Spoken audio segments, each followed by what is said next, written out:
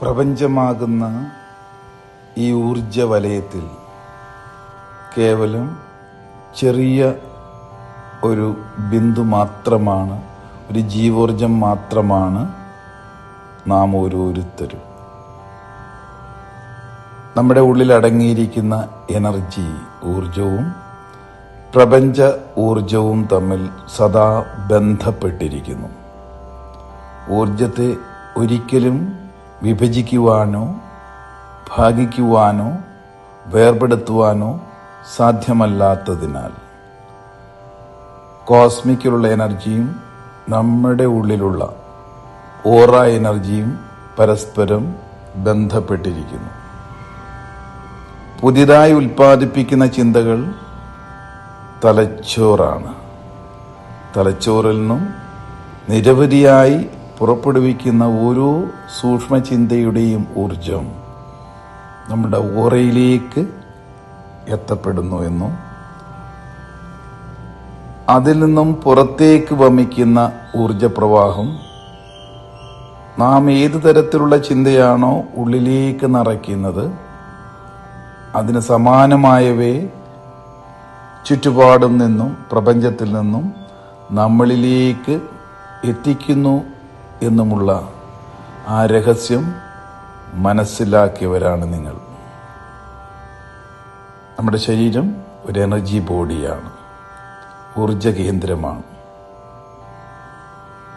ശരീരത്തെ ലംബമായി നിലനിർത്തുന്ന നട്ടലിന് അടിയിൽ മൂലാധാരം മുതൽ സഹസ്രാര പത്മം വരെയുള്ള 7 ആധാര ചക്രങ്ങൾ, 7 എനർജി പോയിന്റുകളിലായി ഈ ഊർജം വിന്യസിച്ചിരിക്കുന്നു, വളഞ്ഞിരിക്കുന്ന അവസ്ഥയിൽ. അതിനെ ചക്രകൾ എന്ന് നാം മനസ്സിലാക്കി.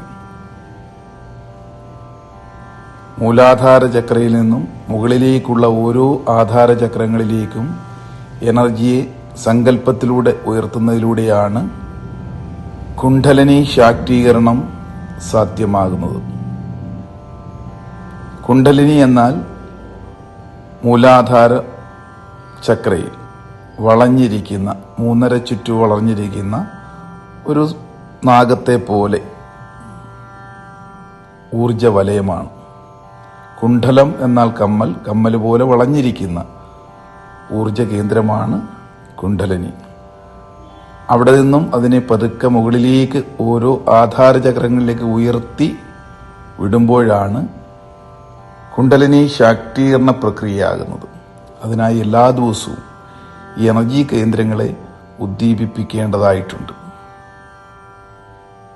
അതിനാണ് കുണ്ഡലിനി ശാക്തീകരണ ക്രിയ നാം ചെയ്യുന്നത്. ക്രിയയിലേക്ക് കടക്കാം.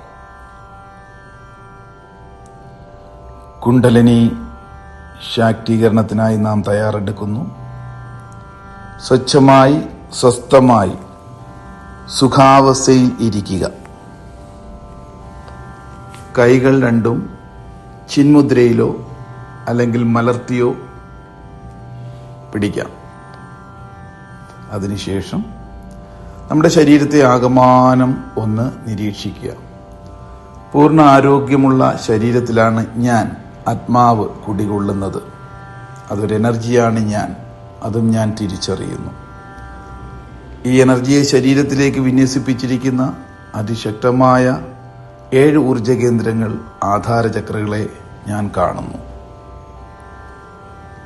മൂലാധാര ചക്രയിലേക്ക് നൽകപ്പെടുന്ന ഏത് സന്ദേശവും അത് മുകളിലേക്ക് ഉയർത്തപ്പെടാവുന്നതാണ്. ആദ്യമായി നിങ്ങൾ കേചരി മുദ്രയിലിരിക്കുക. നാക്കിന്റെ അഗ്രം വളച്ച് മുകളിലേക്ക് പാൽപ്പറ്റിൽ ടച്ച് ചെയ്തിരിക്കുക. ഉൾനാക്കിൽ 2 ചുണ്ടുകൾ അടച്ചിരിക്കുക. ശരീരത്തെ നിരീക്ഷിക്കുക. മൂലാധാര ചക്രയിലേക്ക് ശ്രദ്ധിക്കുക. അവിടെ ഒരു ചുവപ്പ് കളർ മനസ്സിൽ കാണുക. അവിടെ മാത്രമാകട്ടെ മനസ്സിന്റെ ശ്രദ്ധ. അങ്ങനെ ശ്രദ്ധ കേന്ദ്രീകരിച്ചുകൊണ്ട് ഒരു അശ്വിനി മുദ്ര ടൈറ്റ് ചെയ്ത് പിടിച്ച് വിടുക. മൂലാധാരയിൽ നിന്നും ആ ഒരു എനർജി മുകളിലേക്ക് ഉയരുന്നതായി സങ്കല്പിക്കുക. ഒരു പാമ്പ് എപ്രകാരമാണോ ഒരു വടിയിലൂടെ ചുറ്റി മുകളിലേക്ക് കയറുന്നത്, അതേപോലെ മൂലാധാരത്തിൽ നിന്നും എനർജി മുകളിലേക്ക് മൂവ് ചെയ്യുന്നു. അത് സ്വാധിഷ്ഠാന ചക്രയിലേക്ക് വരുമ്പോൾ ഓറഞ്ച് കളറായി മാറുന്നു. ആ ഓറഞ്ച് കളറിനെയും ഭേദിച്ചുകൊണ്ട് മുകളിലേക്ക് പോകാൻ തയ്യാറാകുന്നു. സ്വാധിഷ്ഠാന ചക്രയിൽ വരുമ്പോൾ വീണ്ടും ഒരു അശ്വിനി മുദ്ര പിടിച്ചുവിടുന്നു. ആ എനർജി വീണ്ടും മുകളിലേക്ക് വന്ന് മണിപൂര ചക്രയിലേക്ക് വരുന്നു. ഒരു മഞ്ഞ കളർ മനസ്സിൽ കാണുക. ഒപ്പം ഒരു അശ്വിനി മുദ്ര താഴേന്ന് പിടിച്ച് വിടുന്നു. ആ എനർജി ഫ്ലോ മുകളിലേക്ക് വീണ്ടും വീണ്ടും ഉയരുമ്പോൾ അനാഹതത്തിലേക്ക് എത്തുന്നു. ഒരു പച്ച കളർ മനസ്സിൽ കാണുന്നു. അവിടെ ഫോക്കസ് ചെയ്യുക. വീണ്ടും ഒരു അശ്വിനി മുദ്ര പിടിച്ച് വിടുന്നു. അവിടെ നിന്നും ആ എനർജി ഫ്ലോ മുകളിലേക്ക് സാവകാശം പോയി ത്രോട്ട് ചക്രയിലേക്ക് വിശുദ്ധിയിലേക്ക് എത്തുന്നു. അപ്പോൾ നീല കളറ് മനസ്സിൽ കാണുക. ഒപ്പം ഒരു അശ്വിനി മുദ്ര പിടിച്ച് വിടുന്നു. വീണ്ടും മുകളിലേക്ക് പോകുമ്പോൾ ആജ്ഞാചക്രയിലേക്ക്, രണ്ട് പുരികങ്ങൾക്കും മധ്യത്തിലായി ഭ്രൂമധ്യത്തിലേക്ക് നിങ്ങളുടെ ശ്രദ്ധ കേന്ദ്രീകരിക്കുക. മനസ്സിന്റെ അവിടെ ഒരു ഇൻഡിഗോ കളർ മനസ്സിൽ കാണുന്നു. ആകാശ നീലിമ കളർ. അത് കണ്ടുകൊണ്ട് ഒരു അശ്വിനി മുദ്ര പിടിക്കുകയും വിടുകയും ചെയ്യുന്നതോടൊപ്പം ഉൾനാക്കിൽ നിന്ന് വിട്ട് ഒരു ശീൽക്കാരത്തോടെ പുറത്തേക്ക് വിടുക.